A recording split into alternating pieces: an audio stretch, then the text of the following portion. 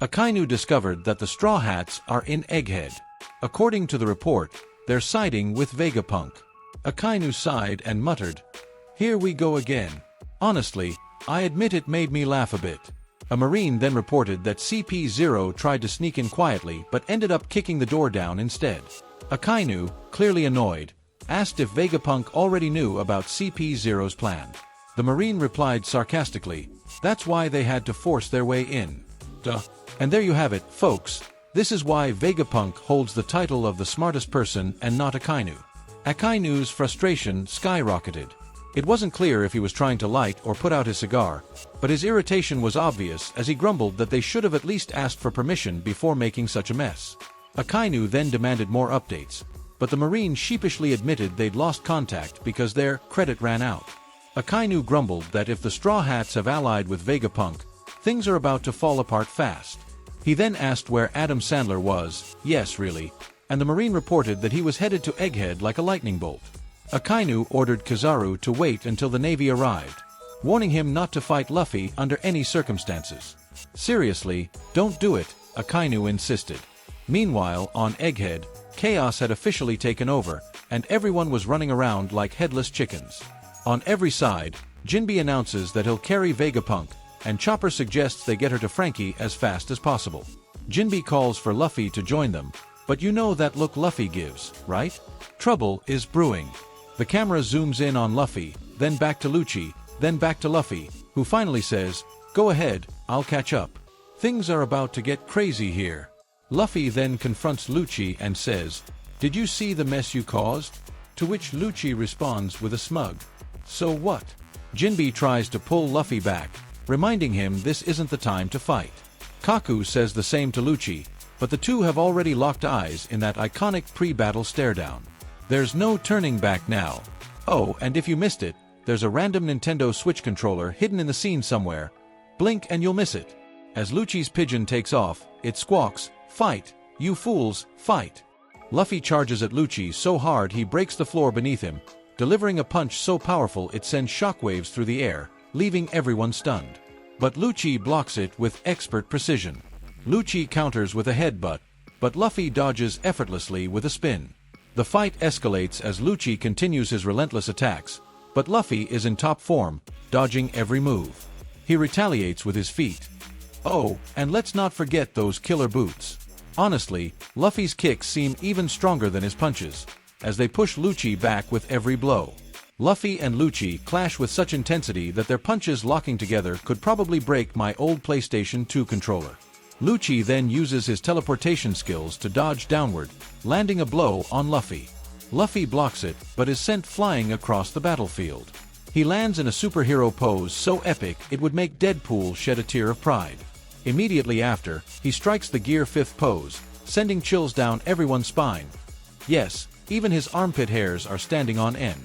Lucci strolls forward casually, showing off his physique again, and asks Luffy, "Hey, is that the same form as the one on your wanted poster?" Luffy flexes his own form in response and asks, "What?" curious to find out.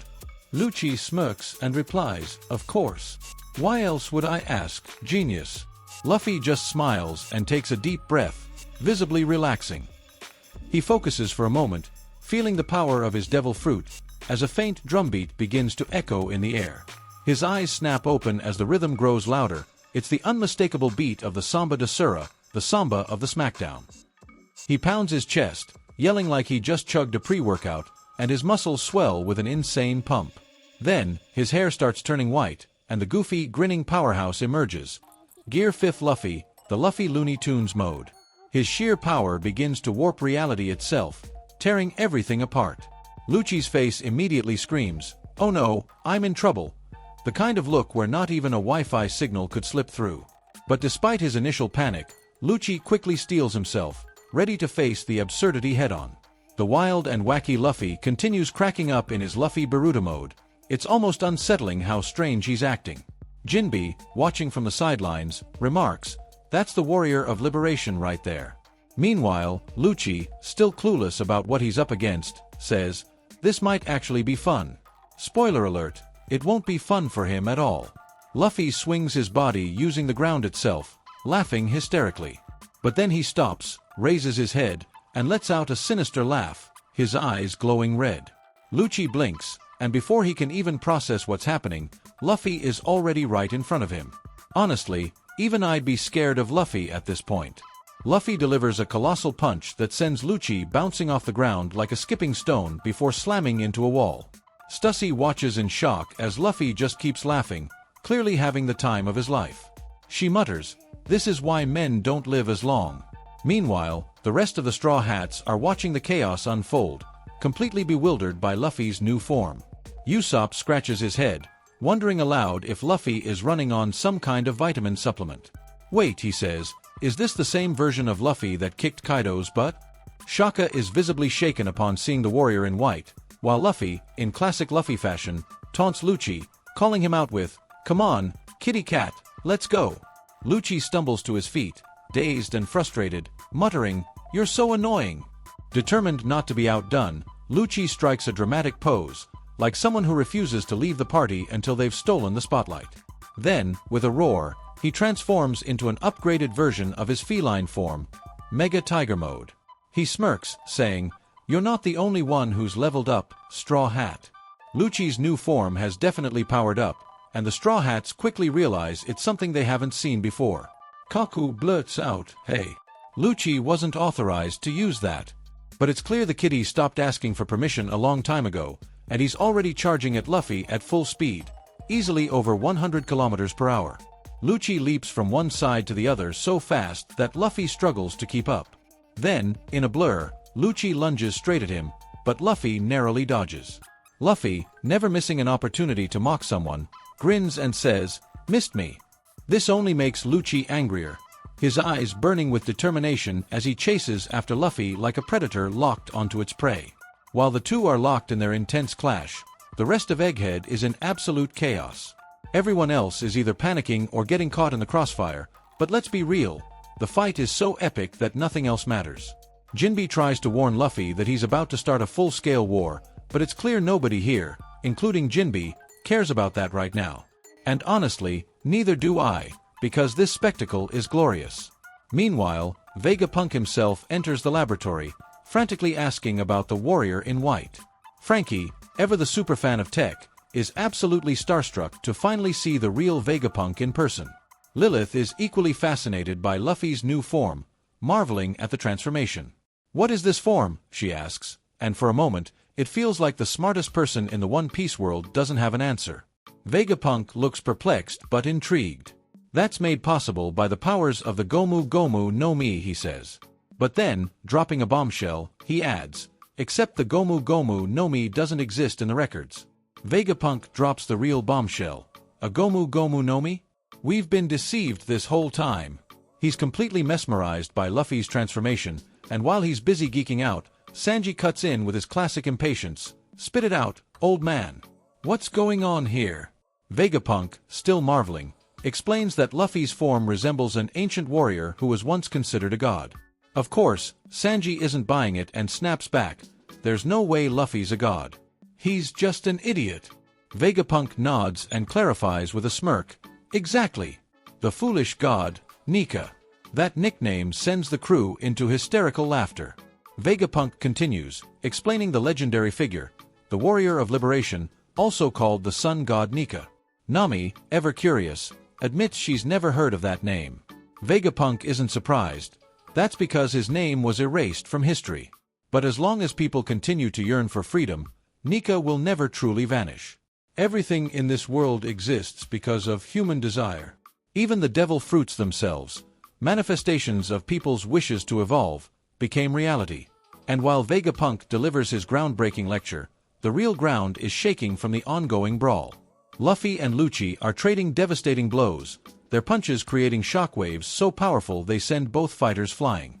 Sentomaru, watching from a safe distance, groans, "This isn't a theme park." But let's be honest, I'm having the time of my life watching this chaos. Someone calls out to Sentomaru, asking him to intervene, but he simply shrugs and quips, "I'm off duty. I don't get paid overtime." Meanwhile, Vegapunk, undeterred by the madness around him, looks even more intrigued as the fight escalates to new levels of destruction. Sentomaru gets a call mid-chaos, asking for orders. After all, CP0 and pirates are wreaking havoc. He hesitates, torn between his duty to the government and his ties to Vegapunk. But Vegapunk casually drops the bomb. Actually, the real enemy here is the government, not the pirates. Sentomaru stares at him, exasperated. Old man, you seriously screwed up, huh? Vegapunk, ever the smooth talker, shoots back. Well, I did save your life once, so technically, you owe me. Now, get me out of this mess. Faced with no choice, Sentomaru reluctantly revolts against the government. He snatches the control chip for Kuma Seraphim and sicks the laser-toting clone on CP0. The Marines scramble to retreat, only for Kuma Seraphim to blast them at point-blank range.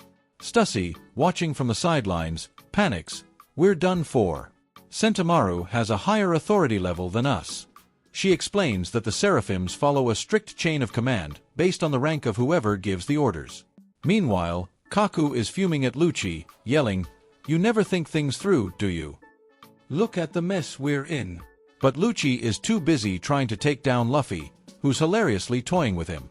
At one point, Luffy uses a Gomu Gomu no pistol to smash the ground, only for the rubble to rebound right into Lucci's face. Sentomaru, fully committed to rebellion, commands the Hancock Seraphim to escort the Straw Hats to Vegapunk's rocket while ordering the other Seraphims to keep CP0 at bay. As chaos reigns, Jinbei spots someone in the distance and freezes in disbelief. That can't be my younger brother. But upon closer inspection, he realizes it's not, it's a clone. Lucci, still enraged, lunges at Luffy, but his attack misses. Luffy, grinning like a madman, counters with another strike, and the battle between Chaos Incarnate and Calm Fury continues. Luffy swings from a tree like a rubbery Tarzan, aiming to clobber Lucci. But Lucci dodges effortlessly, leaving Luffy to crash headfirst into the tree. Undeterred, Lucci charges at Luffy, only for Luffy to counter with his signature LC dive, launching himself headfirst into Lucci's stomach, sending him flying. Grinning from ear to ear, Luffy mocks Lucci once again, leaving him fuming in frustration. As the dust settles, Luffy casually waves at Sentomaru, throwing a carefree yo. Sentomaru, still processing the chaos, asks, "Are you really planning to get Vegapunk off this island?" Luffy, ever the optimist, responds with his trademark confidence. "Leave it to me, buddy. No sweat." While the two exchange words, Lucci regains his composure and rushes back into the fray. Without warning, he delivers a fierce strike aimed at Sentomaru. Luffy's expression shifts from carefree to utterly bamboozled as the screen fades to black. And that's where it ends. If you enjoyed this epic chaos, make sure to hit the like button and subscribe to the channel. That way, you'll be part of the crew when the next video sets sail. Thanks a lot, and see you on the next adventure.